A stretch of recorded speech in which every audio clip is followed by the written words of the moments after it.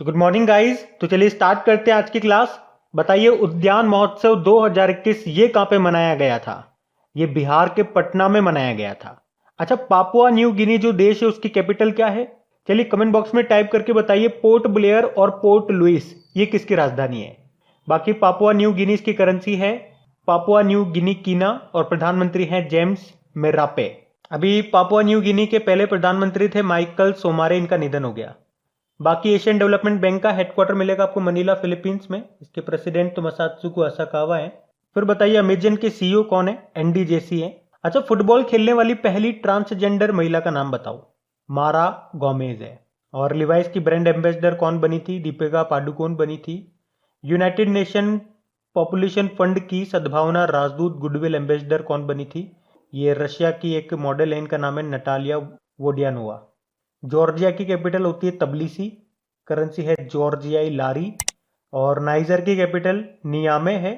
अभी नाइजर के नए प्रेसिडेंट बने थे मोहम्मद बेजोम। और table tennis federation of India के अध्यक्ष बने थे अभी नए, दुष्यंत चौटाला उनका नाम है। वैसे तो हरियाणा के डेप्यूटी सीएम है ये। चलो, इंटरनेशनल टेबल टेनिस फेडरेशन का हेडक्वार्टर कहाँ पर है बताओ? लाउजेन स्विट्जरलैंड में है।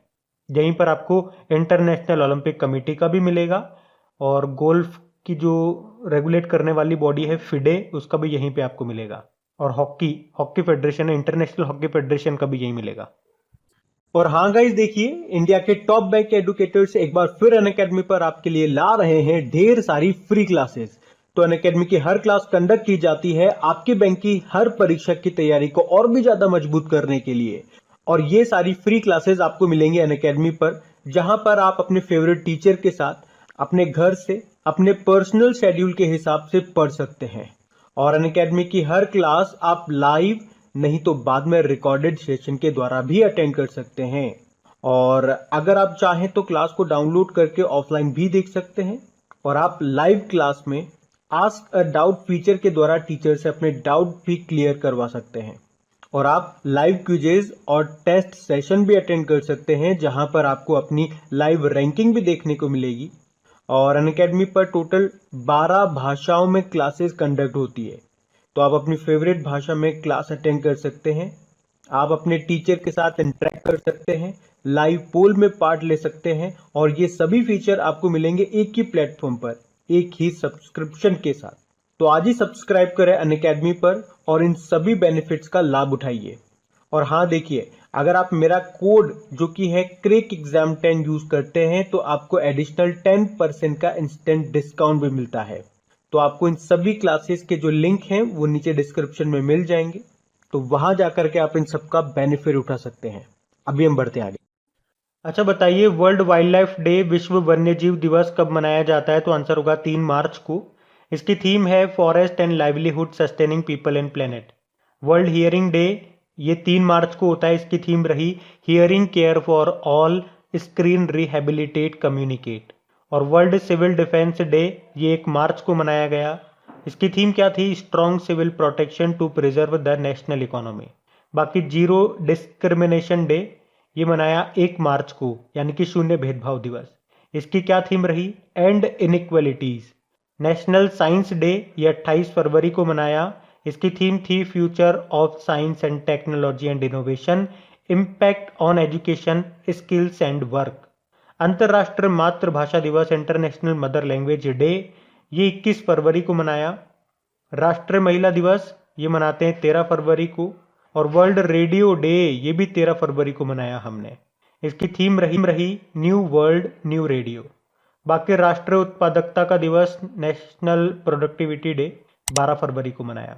विश्व दलहन दिवस हमने मनाया 10 फरवरी को। इसकी थीम रही nutritions seeds for a sustaining future. और दलहन से आपको पता है यूनाइटेड नेशन जनरल असेंबली ने 2023 को मोटे अनाज का अंतरराष्ट्रीय वर्ष घोषित किया, ईयर ऑफ मिलेट्स। अब पुराने महीने के करंट अफेयर्स का रिवीजन करेंगे हम। फिर बताइए, किस राज्य के काकतीय रुद्रेश्वर मंदिर को भारत की 39वीं यानी कि 39th यूनेस्को विश्व धरोहर सूची में शामिल किया गया? तो आंसर होगा तेलंगाना। इस मंदिर का नाम रामप्पा मंदिर भी है, ये भी याद रखना। और बताइए, चलिए आप ये कमेंट बॉक्स में टाइप करके बताइए 40वां यूनेस्को विश्व धरोहर स्थल भारत का भी कौन सा बना है और वो कहां पर है? फिर बताइए कर्नाटक के नए मुख्यमंत्री कौन बने? बसवराज बोम्मई बन गए। पहले बीएस येदियुरप्पा थे, इस्तीफा दे दिया था उन्होंने। और कमेंट बॉक्स में टाइप करके बताइए, अभी गुजरात के मुख्यमंत्री ने भी इस्तीफा दे दिया और नए बन गए, उनका नाम क्या है? An ordinary life portrait of an India generation नाम की बुक के लेखक कौन है? अशोक लवासा है। आप जानते हो ना कौन है? वर्तमान में एशियन डेवलपमेंट बैंक के वाइस प्रेसिडेंट है ये। एशियन डेवलपमेंट बैंक, इसके प्रेसिडेंट कौन है बताओ? मसात्सुको असाकावा है। और वैसे हमारे मुख्य चुनाव आयुक्त यानी कि चीफ इलेक्शन कमिश्नर कौन है? सुशील चंद्रा है, 24वें नंबर के ये। वर्ल्ड ड्राइंग प्रिवेंशन डे कब मनाया गया? विश्व डूबने से बचाओ दिवस पहली बार मनाया हमने 25 जुलाई को। स्पेस की यात्रा करने वाले भारत के पहले स्पेस टूरिस्ट का नाम है संतोष जॉर्ज, केरल से हैं ये। और दूसरी भारतीय महिला स्पेस में जाने वाली कौन बनी थी? शिरीषा बांदला बनी थी, वर्जिन गैलेक्टिक कंपनी की तरफ से गई थी ये। किसे अलेक्जेंडर डेलरिम्पल पुरस्कार से सम्मानित किया गया? तो आंसर होगा विनय बधवार को। भारत के प्रमुख हाइड्रोग्राफर वाइस एडमिरल हैं ये। किसने एंटी ड्रोन टेक्नोलॉजी के समाधान खोजने के लिए पहला प्रौद्योगिकी केंद्र विकसित किया, यानी कि पहला technology innovation hub? IIT Kanpur ने। कारगिल विजय दिवस मनाया गया 26 जुलाई को। और Abu Dhabi chamber of commerce and industries का उपाध्यक्ष किसे बनाया गया? तो आंसर होगा यूसुफ अली को, जो कि लुलु समूह के अध्यक्ष हैं। किसे differently abled sportsman of the year 2019 से सम्मानित किया गया? प्रमोद भगत को। वर्ल्ड नंबर 1 पैरा शटलर है ये। अच्छा, प्रमोद भगत का नाम आपने क्या टोक्यो पैरालंपिक में सुना था? तो कौन सा मेडल इन्होंने जीता था बताइए कमेंट बॉक्स। तो बताइए राष्ट्रपति जी ने किस शहर में डॉक्टर भीमराव अंबेडकर स्मारक एवं सांस्कृतिक केंद्र की आधारशिला रखी थी? तो आंसर होगा लखनऊ में। अंतरराष्ट्रीय क्षुद्र ग्रह दिवस कब मनाया गया? तो आंसर होगा 30 जून को। क्षुद्र ग्रह दिवस यानी कि एस्टेरॉइड डे। एस्टेरॉइड्स आपको कहां पे मिलेंगे? मार्स और जुपिटर के बीच में जो एस्टेरॉइड बेल्ट है वो आपको मिलेगी। और देखो 30 जून को ही इंटरनेशनल डे ऑफ पार्लियामेंटरिज्म के रूप में भी मनाया जाता है। बाकी एशिया के सबसे लंबे और दुनिया के 5वें सबसे लंबे हाई स्पीड ट्रैक का उद्घाटन कहां पे किया गया? तो आंसर होगा इंदौर में। यह किया था प्रकाश जावड़ेकर जी ने और इस ट्रैक का नाम है नेटरेक्स हाई स्पीड ट्रैक। नेटरेक्स मतलब हो गया नेशनल ऑटोमोटिव टेस्ट ट्रैक्स। बताइए किस देश ने दुनिया का दूसरा सबसे बड़ा जल विद्युत बांध बनाया? चाइना ने बनाया, बेहतन बांध पर। किस नदी पे? जिनशा नदी पे, जो कि यांगसी नदी की सहायक नदी है। यांगसी याद रखना, ये एशिया की सबसे लंबी नदी है और शंघाई शहर इसी नदी के किनारे स्थित है। बताइए सभी प्रारूपों में डेब्यू करने वाली सबसे युवा भारतीय खिलाड़ी बनी कौन? शेफाली वर्मा। और anomalies in law and justice नाम की बुक के लेखक कौन है? आर.वी. रविंद्रन है। इसको रिलीज किया था हमारे चीफ जस्टिस ऑफ इंडिया ने, यानी कि एन.वी. रमन्ना ने, जो कि 48 नंबर के हैं। बताइए Indian federation of United nation association के नए अध्यक्ष बने कौन? शंभुनाथ श्रीवास्तव। किस अंतरिक्ष एजेंसी के द्वारा पहला दिव्यांग अंतरिक्ष यात्री नियुक्त किया गया? तो आंसर होगा यूरोपियन स्पेस एजेंसी। इसका हेडक्वार्टर आपको मिलेगा पेरिस में। और इसी ने कहा है कि ये एनविजन नाम से एक सैटेलाइट को लॉन्च करेगा शुक्र ग्रह के लिए, और लकड़ी से बना सैटेलाइट भी भेजेगा ये, जिसका नाम होगा वीजा वुड सेट। डोप प्रतिबंध पाने वाली पहली महिला क्रिकेटर कौन बनी? अभी अंशुला राव बनी थी। राही सरनोबत का संबंध किस क्षेत्र से है? शूटिंग से है।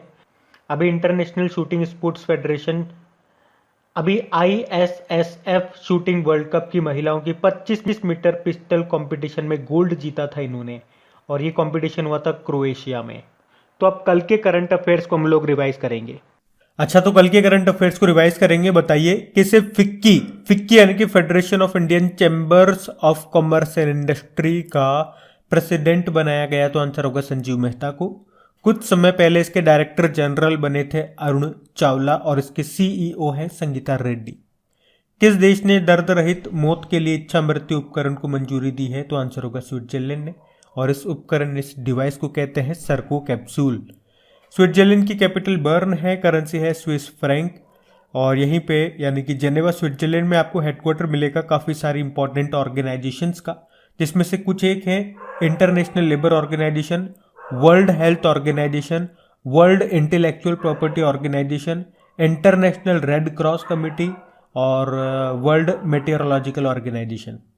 भारत की पहली महिला मनोचिकित्सक का निधन हो गया, उनका नाम बताइए। शारदा मेनन उनका नाम है। The Midway battle Modi's roller coaster second term नाम की बुक को लिखा गौतम चिंतामणि ने।